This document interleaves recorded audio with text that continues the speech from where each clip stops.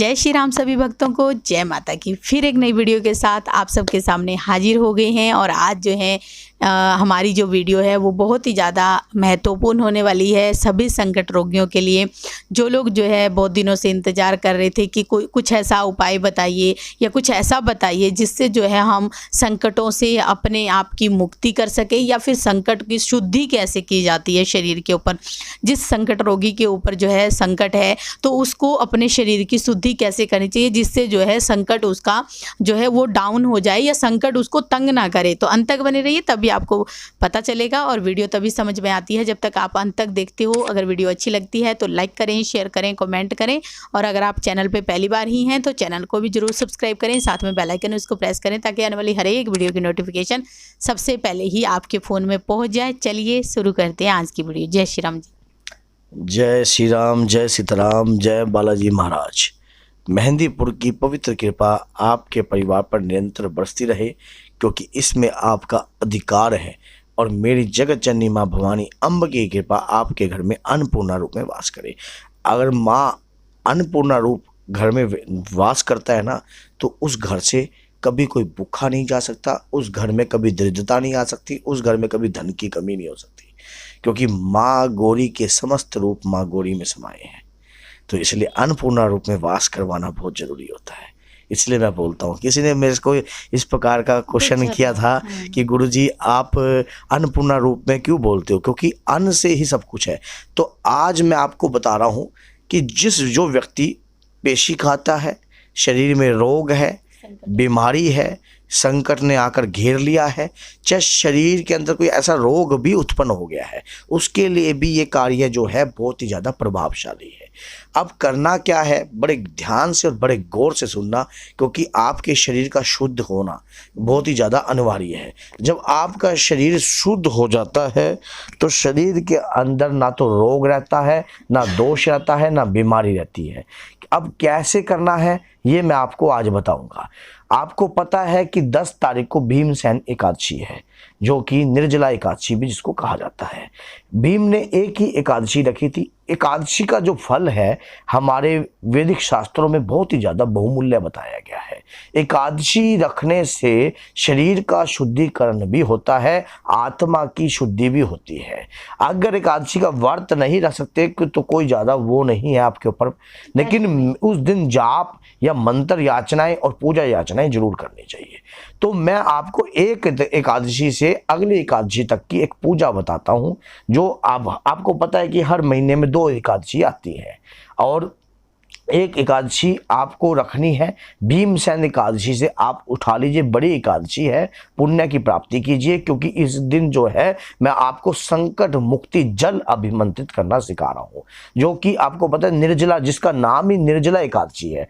और जल का बहुत ही ज़्यादा महत्व होता है दान देने का। तो अगर आप उस दिन अपने शरीर के अंदर जो भी प्रेत आत्माएं हैं, जो भी घर के अंदर रोग है, जो भी बीमारी है घर के शरीर के अंदर, उसको अगर आप उस जल को अभिमंत्रित कर कर दोगे तो आपको तो 100 गुना पुण्य की प्राप्ति होगी, क्योंकि आपने तो अपने शरीर पर उस संकट को धारण कर रखा है, उस संकट को आपने अपने शरीर पर ले रखा है। तो कोई भी आत्मा, जैसा कि मैं अपनी हर वीडियो में बताता हूं कि बुरी नहीं होती, परमात्मा का ही रूप होता है।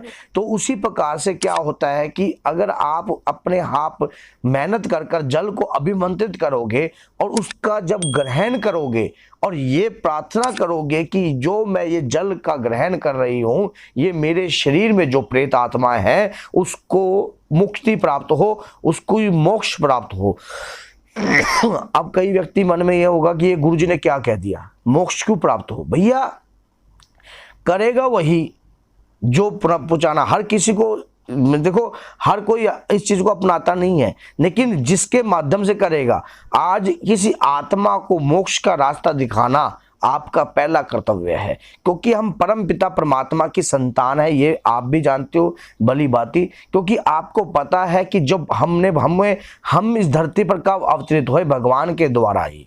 माँ के जो गर्भ में हम 9 महीने रहते हैं, उल्टे लटके रहते हैं, तब हम परमात्मा पिता परमात्मा से वचन करते हैं कि हे परमात्मा, हम इस धरती पर जब भी कदम रखेंगे या जन्म लेंगे आपके नाम का प्रचार करेंगे।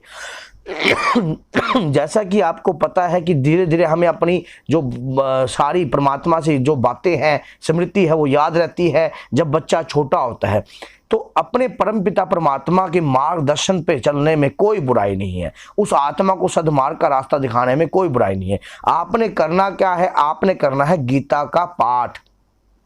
18 अध्याय होते हैं गीता के, और आपने एक जल का लोटा रखना है। इस एकादशी से आप सुबह 9:15 बजे के करीब, निर्जला एकादशी है, उस दिन आप उस जल, आपने कोई जल ग्रहण नहीं करना। नहा धोकर तिल से स्नान कर लेना, आप तिल डालकर थोड़ा सा लोटे में स्नान करना और थोड़ा सा गंगा जल डालकर, अब उस जल के अंदर आपने थोड़ा सा गंगा जल डालना है और आपने क्या करना है, थोड़े से तिल डालने हैं और आपने थोड़ी सी गुलाब की पत्तियां और थोड़े से तुलसी दल, 3 तुलसी दल डाल देना। आपने करना क्या है, श्री विष्णु भगवान से, भगवान राम जी से आपने इस प्रकार प्रार्थना करनी है, श्री बालाजी महाराज से प्रार्थना करनी है कि मेरे शरीर पर कोई रोग, दोष, बीमारी जो भी हो, हे प्रभु ये जल आज आपके दिव्य मंत्र के द्वारा और इस गीता के उपदेश के द्वारा अभिमंत्रित हो जाए। पहला अध्याय करना है, 18 अध्याय हैं, ये 15 दिन का समय होता है। इन 15 दिनों में आपने गीता का जो पाठ है उसको पूर्ण करना है अगली एकादशी तक। इस एकादशी से आपने ये संकल्प लेकर चले हो आप। अब आपने करना क्या है, अगर कोई लेडीज कर रही है और उस दौरान उसको महामारी याद आती है तो उसका पुत्र भी उसको पूर्ण कर सकता है, उसकी लड़की भी पूर्ण कर सकती है तब वो, लेकिन जल वही पिएगा रोगी जिसके शरीर के ऊपर असर रहता है, प्रेत व्याधा का असर रहता है, बच्चा डीठ है, बात नहीं मानता है, पितरों की समस्या रहती है घर में। आपको बहुत स्टिक उपाय बता रहा हूं, इस जल से आपके पितरों की सदगति होगी और घर के अंदर खुशहाली आएगी। आपने क्या करना है, जब गीता का वो पाठ किया उसके बाद एक माला करनी है।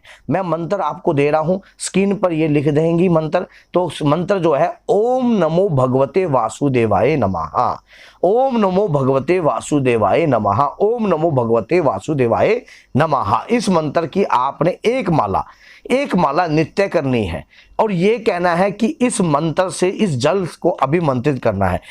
याद रखना कि जब भी कोई भगवान के प्रति हम कार्य करते हैं उसमें हमारा ही कोई निजी स्वार्थ छुपा होता है।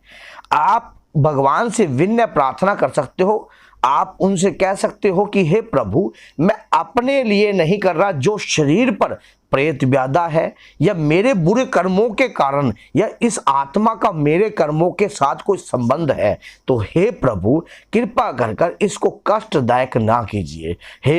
हे शरणागत, मैंने सुना है जो आपकी शरण में आ जाता है आप शरण पड़े की हमेशा लज्जा रखते हो। हे प्रभु ये दास की वंदना को स्वीकार कीजिए, मैं आपकी शरण में आ चुका हूं या आ चुकी हूं। तो इस प्रकार से की भी प्रार्थना प्रभु तक जरूर स्वीकार होगी। और उस जल का आपने, जब गीता का पाठ हो जाए और लास्ट में ओम जय जगदीश जी की आरती कर कर आपने जो है पाठ को, जो जल है उसको ग्रहण करना है। आपने ग्रहण करने के लिए आपने एक कांसे का बर्तन या तांबे का लोटा, या तो कांसे का लोटा या तांबे का लोटा या पित्तल का लोटा, इसमें ही जल रखें और इसी के द्वारा किसी चांदी के उसमें भी आप पी सकते हो या कोई तांबे के उसमें भी पी सकते हो। तो उसके बाद उसको ग्रहण कीजिए। यकीन मानिए आपके अंदर जब वो जल जाएगा, अभिमंत्रित किया हुआ जल होगा, आपकी खुद की पूजा का परिश्रम जो होगा उस जल में समाहित होएगा। और जब जो शरीर में जो चीज होगी, चाहे बड़े से बड़ा प्रेत क्यों ना हो, जब आप, गीता एक सत्य है, गीता का ज्ञान एक सत्य है। भगवान श्री कृष्ण ने गीता का उपदेश दिया था, आप जानते हो, उन्होंने एक ही बात बोली थी, मैं ही मारने वाला और मैं ही बचाने वाला, मैं ही सृष्टि को जन्म देने वाला और मैं ही विनाश करने वाला। तो हम तो उनके खिलाए हुए हैं, उनके बच्चे हैं, उनकी शरण में आए हैं। जिनको अपनी गलतियों का बोध हो जाता है, ज्ञान हो जाता है, वो परम पिता परमात्मा के सद्मार्ग पर चलने लग जाता है। तो उसी दौरान उसको जब एक चीज ग्रहण करवा रहे हो, आप खुद का अपने शरीर की, अपने पाप की आप मुक्ति तो मांग ही मांग रहे हो, साथ में आपके शरीर पर कोई भी जो आत्मा है उस आत्मा की भी सद्गति मांग रहे हो। तो आपने क्या किया, पुण्य का काम किया। इस जल से आप अपने घर के अंदर छिट्टे भी दे सकते हो। इन 15 दिन जब गीता के पाठ से आप इस जल से छिट्टे दोगे, आपका घर शुद्धिकरण हो जाएगा, आपके घर के अंदर पवित्रता का वास होगा, आपके घर के अंदर किसी भी प्रकार की अभद्र शक्तियों का वास नहीं होगा। और सबसे पहली बात ये होती है, कोई भी आत्मा है तो वो परमात्मा की। ये क्वेश्चन सोच के देखना, आप तनिक सा एक बार विचार करके देखना, जब रात्रि को आप निंद्रा अवस्था से पहले एक बार सोचना कि कोई भी आत्मा है तो परमात्मा की ना। अगर हम उसको फल देंगे, हम अपनी पूजा का फल देंगे, तो उसकी भी सोच बदलने में कोई समय नहीं लगता। तो आप कहते हो कि राक्षस प्रजाति की सोच नहीं बदलती थी, भैया रावण जानता था कि जिसने खर और खरदूषण को मार दिया वो नर नहीं नारायण है, और नारायण वैसे उसको नहीं मारने वाले थे, और उसने वैर पाकर अपने आप को मोक्ष के द्वार पर पहुंचाया है। तो इसी प्रकार से ऐसी बात नहीं है, भगवान की दी हुई इस अमृत धारा को जब वो कोई भी प्रेत आत्माएं ग्रहण करेगी तो 100% आपको शुद्धि की प्राप्ति होगी, उस आत्मा को सद्गति का मार्ग दिखेगा। तो ये मैंने आपको जल मुक्ति नाशक जल बताया है। इस वीडियो को अपने तक रखोगे तो आप खुद स्वार्थी हो, अगर जन कल्याण के लिए शेयर कर दोगे तो आप निस्वार्थ भाव से कार्य कर रहे हो। जैसे कि कोई भी ज्ञान हमारे पास है, तो अगर हम अपने तक सीमित रखते तो वो हमारे तक ही सीमित रह गया। अगर जन कल्याण में बांट दिया तो अब आपका भी फर्ज है, अगर आप सुन रहे हो तो इसे आग की तरह फैला दीजिए। व्हाट्सएप पे, फेसबुक पे स्टेटस लगाइए, डेली स्टेटस लगाइए, कोई तो सुनेगा। अगर 175 लोग आपका स्टेटस देखते हैं, 200 लोग आपका स्टेटस देखते हैं, अगर एक व्यक्ति ने भी उस स्टेटस को देखकर अपने अंदर परिवर्तन कर लिया, आपका काम हो गया भैया, आपका काम हो गया। तो बोलिए जय सीताराम, जय श्री बालाजी।